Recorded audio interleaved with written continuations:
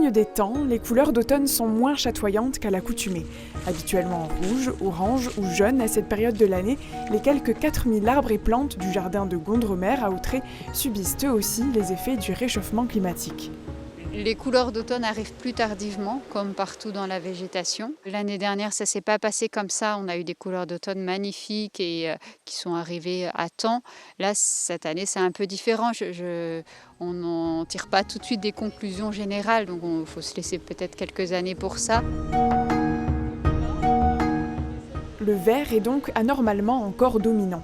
La douceur persistante et les récents épisodes de pluie ont également eu raison de cet arbre au caramel. Personne n'a pu apprécier les couleurs parce que les feuilles sont tombées à cause de la pluie. Dans ces 2 hectares de végétation, on peut tout de même apercevoir quelques notes de vermeil. D'autres variétés, plus résistantes, à l'instar de cet érable japonais, ont revêtu leur manteau flamboyant.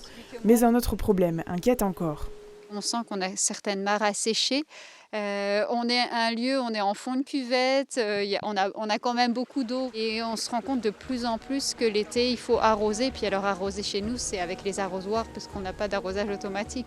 Et ça, si ça continue comme ça nous inquiète de plus en plus parce que les plantes les plus fragiles ne tiendront pas. L'avenir de ce jardin aux inspirations asiatiques ne s'annonce pas rose pour Elisabeth qui a repris l'activité de ses parents il y a 4 ans avec l'aide de son mari. Moi je fais un travail à côté d'éducatrice donc je suis beaucoup dans la relation à l'être humain.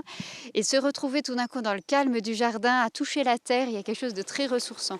Mais le plus dur pour moi, c'est que en fait, il y a tout un travail à côté. Il y a un travail de comptabilité, de faire tourner l'association, parce qu'il y a une association. Il y a tout un travail administratif à côté du jardin qui prend beaucoup de temps et qui est moins ressourçant à mes yeux.